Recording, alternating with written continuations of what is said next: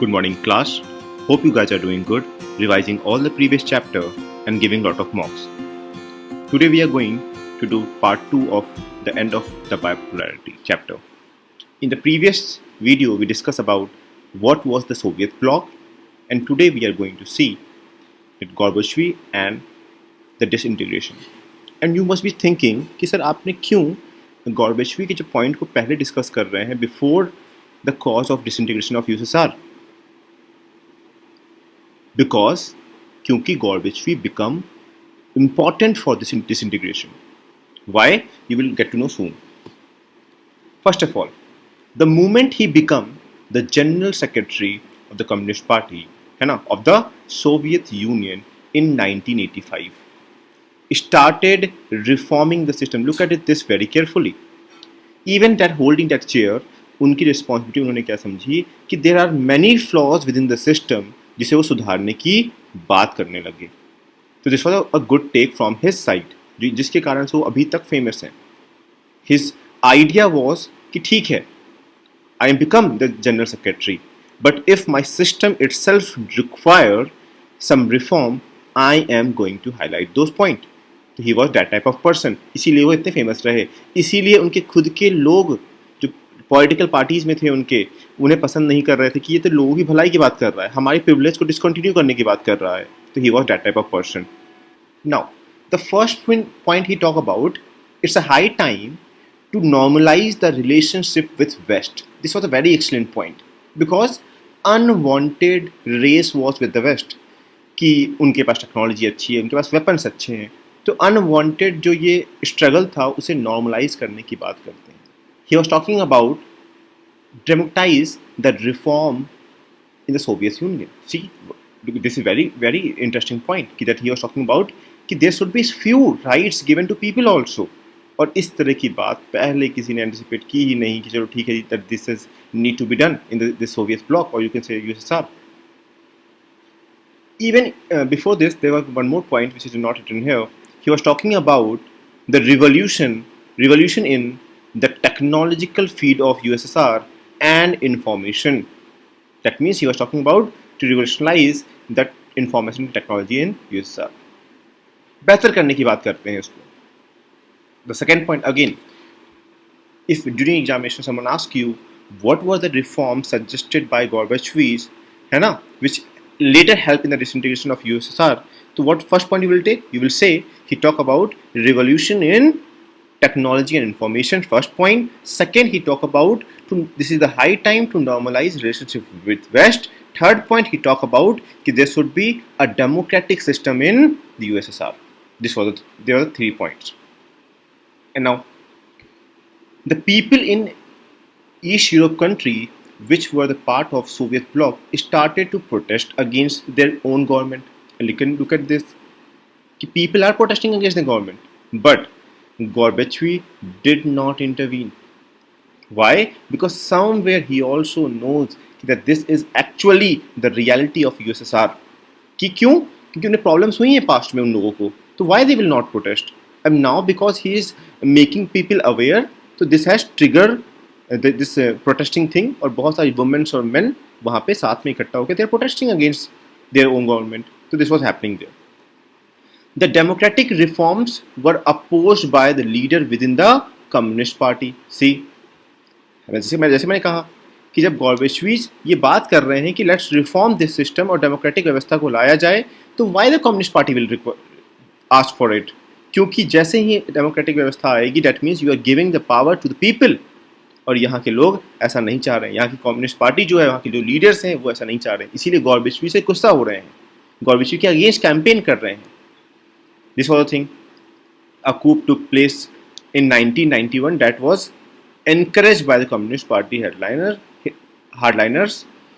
The people did not wanted old style rule of the Communist Party and wanted freedom. See, okay, लोग नहीं पसंद कर रहे हैं, है ना, कि ऐसा हो, लेकिन स्टिल वहाँ के लोग भी तो ऐसा चाह रहे हैं. लोग नहीं चाहते हैं कि जो पुराना तरीका था जिससे कम्युनिस्ट पार्टी रन कर रही थी उस तरीके से वो चलाना नहीं चाह रहे थे अपनी कंट्री को. दे वांटेड कि अब उन्हें आज़ादी मिलनी चाहिए, उन्हें स्वतंत्रता मिलनी चाहिए, उन्हें एक अकाउंटेबल गवर्नमेंट की डिमांड थी. Look at very carefully. जैसे मैंने कहा था कि पॉलिटिकल कॉज में आपको मैं बताऊंगा कि किस तरीके से वहाँ की जो गवर्नमेंट थी 70 ईयर्स से रूल कर रही थी, but they are not accountable to the people, their own people. तो इसके बारे में वो बात कर रहे हैं। He is that person, famous person, Gorbachev नाम है, मिकाइल गॉर्बेचवी पूरा नाम है ना, बहुत फेमस व्यक्ति हैं। उन्होंने बहुत ट्राई किया। इवन जब ये सब चीज़ें ख़त्म हो जाएंगी, रिसेंट की बात बता रहे हैं, ही स्टार्ट टॉकिंग अबाउट कि हमें सारे न्यूक्लियर वेपन्स को डिस्ट्रॉय कर देना चाहिए, because he personally visited Japan, और वहाँ की लाइफ स्टाइल उन्होंने देखी, किस तरीके जिन जगहों पे वहाँ पे बम गिराए गए नागासाकी वगैरह के एरियाज़ में, वो वहाँ के प्रॉब्लम्स अभी तक एग्जिस्ट करती हैं। तो हम डेवलपमेंट कर रहे हैं, हम विकास कर रहे हैं, लेकिन किसके, लोगों की लाइफ के अगर कॉस्ट पे। तो ही टॉक अबाउट कि इट्स अ हाई टाइम, जिन कंट्रीज ने न्यूक्लियर वेपन्स क्रिएट कर लिया है उन सबको साथ में इकट्ठा करके लेके आओ, सबको डिस्ट्रॉय कर दो। It's worth it, that will be worth it, because कि लाइफ ज़्यादा इंपॉर्टेंट है लोगों की। एंड नाउ जब ये सब चीज़ चल रही हैं, तो अगर थोड़ा और आगे ले जाऊँ, दिसंबर 1991 में एक हीरो आएंगे रशिया में, यशसिन उनका नाम है ना, जो कि जिनके नेतृत्व में जो बहुत सारी जो बड़े बड़े कंट्रीज है, for example Russia, Ukraine, Belarus, ये सब आएंगे और फाइनली डिक्लेयर कर देंगे कि सोवियत यूनियन को डिसबैंड किया जा रहा है। There is no more Soviet Union, now countries are free to make their own alliances, और ये चीज़ वहाँ पे स्टार्ट हो जाएगी। और वहाँ पे क्या हो जाएगा, पोस्ट सोवियत में वहाँ पे people will again start adopting capitalism with democracy. वो अलग बात है कैसा ये घटना रहेगी, इसका इम्पैक्ट कैसा रहेगा, हम लोग नेक्स्ट टॉपिक में पढ़ेंगे। But this was happening that time. I am now look it very carefully. Russia, जैसा कि पता होगा कि जैसे कि यूएसएसआर था हमारे पास, और that was accumulation of 14+1 countries, तो ये 14 में से जो ये एक है, ये रशिया है आपका। तो फिर जो ये इनहेरिटेंस मिल रहा है, जो सक्सेसर बना है इसका, कौन बनेगा, रशिया बनेगा। ठीक है, जो जो चीज़ें इसके फायदे हैं, जो सीट्स में यूएन में होगा, वो रशिया को मिल जाएगा। This was happening. ठीक है, अब देखो अगेन दिस वॉज गॉर्बेचवी, एक सिंगल पर्सन के बारे में हमने बात की है।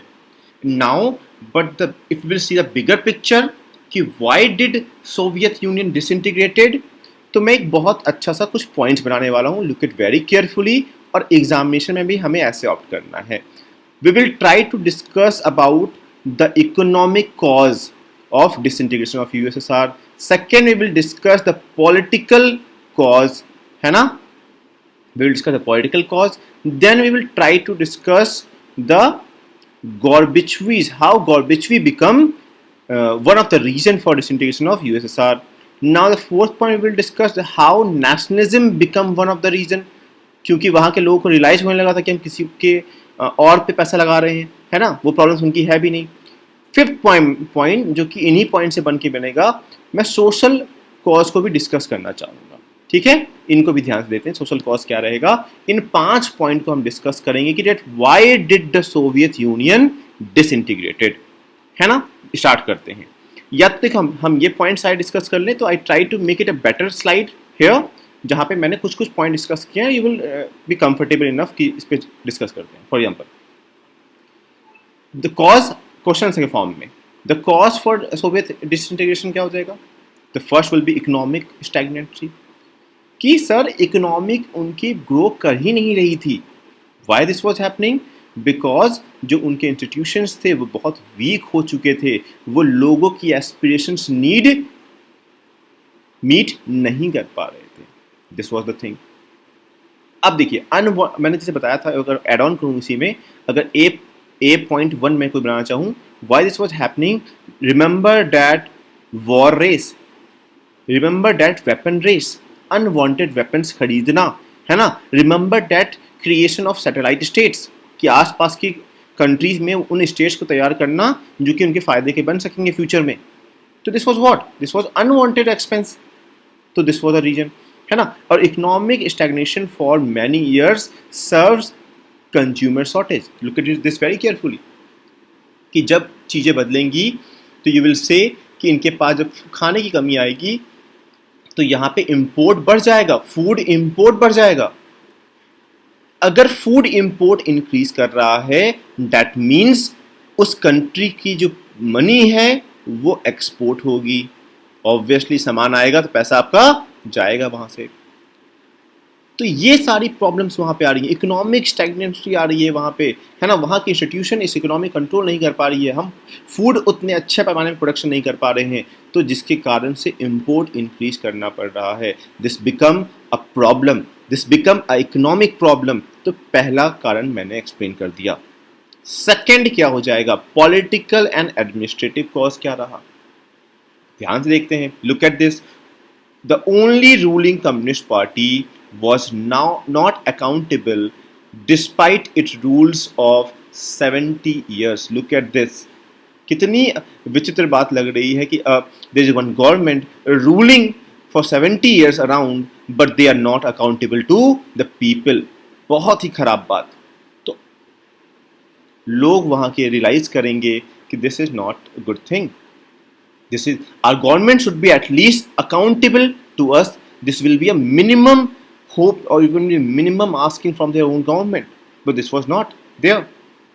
Now second point, the ordinary people were abstained from taking participation in political rights, hence the system become incapable of correcting its mistakes. Look at this very bad thing happening in this. कैसे कि हमें उनके लोगों को political rights में participate करने के लिए कहा ही गया है। तो how you will recognize your mistakes and all when people are not going to complain you that this is bad, this is good and all. So this has become a reason that they are not in a position to correct their mistake. This was happening there at that time. The C point is ordinary citizens were exempt from gaining the privileges. Look at this again.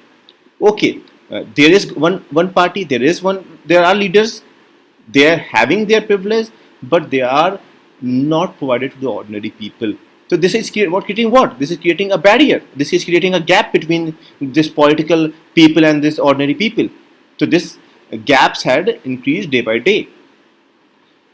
Due to not participation of people, the government lost popular support from all sides. Obviously, when people will start losing that trust from the government, what will happen? They will drag their support from their own government. They start protesting against their own government. This was all happening in the background. Again, recap.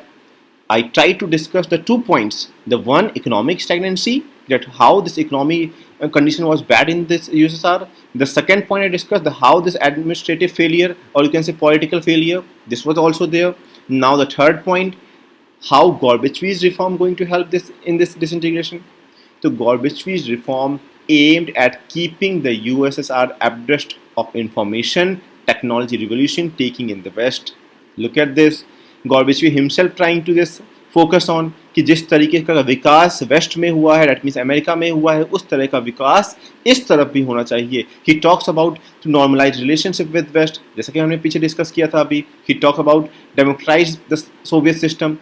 इसका मतलब क्या हुआ? Giving more rights to the people, है ना, लोगों को भी part मानो, केवल अपना ही विकास मत करो.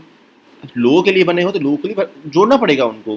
But the society was divided into 2 sections toward Gorbachev's reform, है ना, both of them contradictory view towards him. अब ये कैसे लोग थे? contradictory view क्या था? देखो, 2 तरह के लोग. एक वो लोग जो कह रहे थे गॉर्बेचवी केवल बात कर रहे हैं, जितना बात कर रहे हैं उससे कम विकास कर रहे हैं, उससे कम इवेंट्स को ऑर्गेनाइज कर रहे हैं. जो चाहते थे कि गॉर्बेचवी को और अच्छे से काम करना चाहिए और तेजी से काम करना चाहिए. और वो पॉलिटिकल लोग, वो भी गुस्सा थे. वो क्या कह रहे थे? गॉर्बेचवी बहुत बन रहा है, वो बहुत तेजी से रिफॉर्म लाना चाह रहा है ना, वो तो हमारी प्रिविलेज को छीनना चाह रहा है, हमारे पक्ष को छीनना चाह रहा है. तो दोनों लोग गुस्सा है. वो लोग जो परिवर्तन चाहते हैं वो इसलिए गुस्सा है कि वो जितना बोल रहे हैं उतना काम नहीं कर रहे हैं. पॉलिटिकल लोग इसलिए गुस्सा है कि हमारी जो चीज़ें हैं, हमारी जो प्रिविलेज हैं, पर्क्स हैं, उन्हें डिसकंटिन्यू करने की बात करता है. तो this is how Gorbachev become the reason of disintegration. Remember this. Now the 4th point is here. Now the 4th point is rise of nationalism and desire for sovereignty. Sovereignty क्या होता है? Again nationalism और sovereignty दोनों को समझते हैं. Nationalism is for देश प्रेम, देश के लिए प्रेम. अभी समझ में आएगा कैसे देश प्रेम वहाँ पे ऐड कर रहा है. सोवरेनिटी क्या हो गया? फ्रीडम हो गया. भाई हमें फ्री होना है, सॉवरेन कंट्री बनना है, किसी के गुलाम नहीं बनना है. अब the both, why I am talking about both. Suppose this is USSR, जैसे कि मैंने बताया था कि इसमें तो बहुत सारी कंट्रीज थी, जिसमें से बड़ा एक रशिया था. तो अब सपोज जो यहाँ के लोग हैं वो उनके दिमाग आ रहा है कि हम क्यों वॉर में लड़ते रहते हैं, हम क्यों दूसरे लोगों का टैक्स पे करते रहते हैं, हम क्यों इस पार्ट का टैक्स पे करते हैं, या फिर इनके विकास के लिए काम करते हैं, या फिर रशिया के विकास के लिए काम करते हैं। हमें तो अपने लोगों के लिए, जब अपने लोगों, अपने टेरिटरी के बारे में लोगों को ध्यान में आने लगेगा, that means there is rise of nationalism, है ना। तो फिर वो कंट्री क्या चाहेंगे कि भैया हमें अलग कर दो आप तो यूएसएसआर से, हम अपना अलग देख लेंगे। सपोज ये सेम तीन लोगों को फीलिंग आ रही है, तो ये तीनों चाहेंगे हम तीनों लोग अलग हो जाते हैं, चलो। तो दिस वॉज हैपनिंग हियर। तो क्या लिखा हुआ है, the rise of nationalism in various republic of Soviet Union proved to be immediate cause of the revolutions in Estonia, है ना। और इन सभी जगहों पे, फॉर एग्जांपल यूक्रेन, जॉर्जिया, इन सब जगहों पे ये सारे इवेंट्स होने लगे। तो क्या होगा, ये सारी जगहें हैं वो हैं जो कि रियलाइज कर रहे हैं कि हमें दूसरों के लिए क्यों पे करना, हम अपना करेंगे और अपना ज़्यादा सक्सेसफुल रहेंगे। This was thing.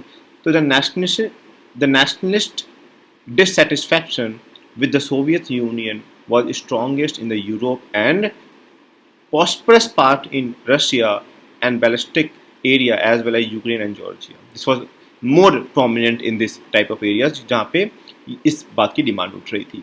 Ordinary people felt alienated from the Central Asia. Obviously कुछ लोग ऐसे भी थे जो लग रहा था कि नहीं, हमारी तो बात ही नहीं होती है, हमारी बात नहीं होती, हम तो एलिएनेटेड फील करते हैं, हम तो मेन के पार्ट भी नहीं है, हम तो इस यूएसएसआर के पार्ट फील ही नहीं करते हैं।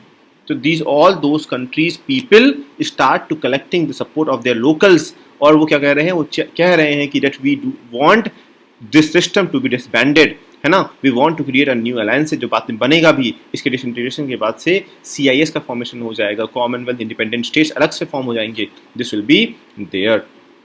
अगेन मैंने कहा था एक और पॉइंट को डिस्कस करना चाह रहा था मैं, दैट इज फिफ्थ पॉइंट, जो कि मैंने डिस्कस किया है ऊपर भी, लेकिन एग्जामिनेशन में अगर चाहें तो इसका अलग पॉइंट हम बना सकते हैं।